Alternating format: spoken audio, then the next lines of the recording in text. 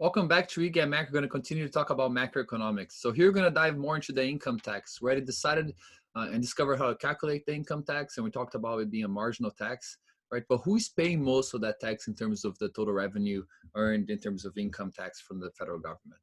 Okay, so here you're going to see different classifications of the level of income of individuals. Right here you can see the share of the population that's included in each group. Okay, and here you can see the share of taxes that that group is responsible for paying out of the total tax revenue.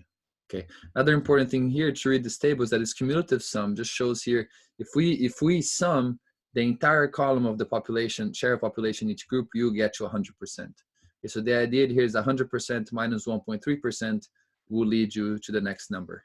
Okay, so it's just a cumulative out of the left column. So here's 100%, and as you start discounting each line, you start seeing how much is left. Okay, in other words, if we, out of everybody that makes more than $50,000, which is right here, right, you can see that that accumulates to about 37% of the population. Okay, that makes until $50,000 in the U.S.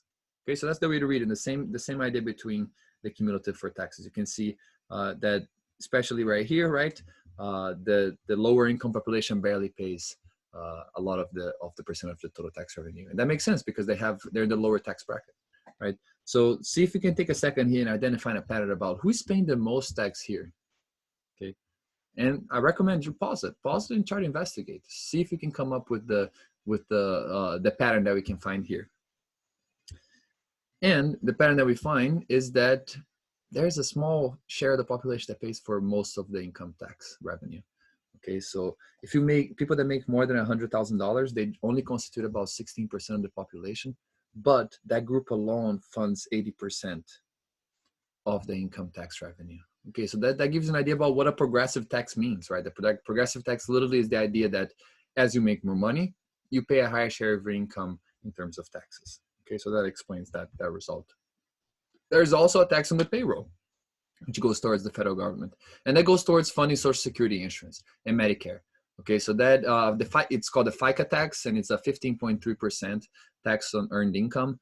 Law says that this has to be split between the worker and the firm, but there's that big view about whether or not the worker is already discounting for your income since he knows he has to pay your tax, right? But that's something to consider. But it applies only to the first $128,400 of earned income. Okay, so if you make more than that, you don't pay tax on each dollar above that limit. Okay, so that's extremely important to consider because you start to see the difference between a progressive tax, a regressive tax, and a proportional tax. And you can start to see that income is a progressive tax and FICA may be more close to a regressive tax. Eddie, I don't see. What do you mean by a regressive tax here? Okay, one, just to make sure we're pointing out, since this is for the Social Security income, this is a transfer from people that are working to people that are receiving the retirement right now. Okay. But the idea of a proportional tax here is that we would pay everybody to pay the same amount, the same proportion of their income. And that's kind of the case for everybody that makes below the threshold of $128,400. What if you make more than that? Well, if I make $300,000, I'm only paying the FICA tax on my first $128,400 that I make that year of earned income. The rest is not tax.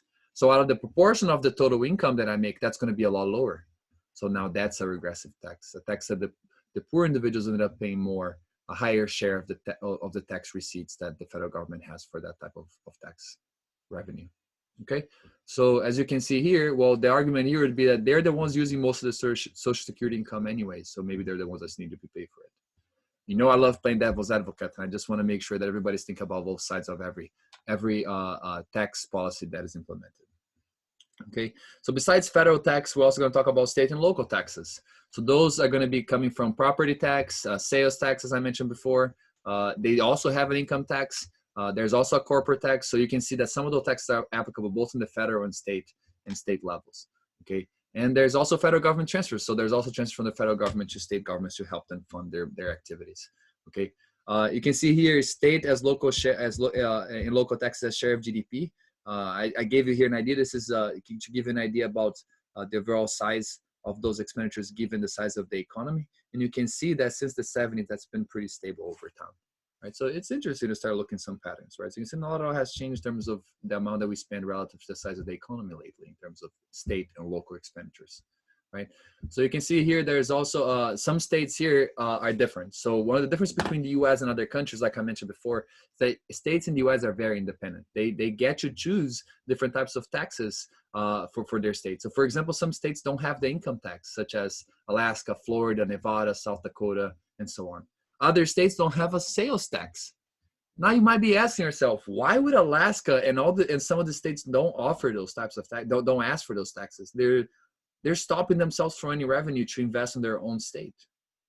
So take a second here and think about what is behind this idea of not taxing individuals in those states. Why would Alaska not participate in both?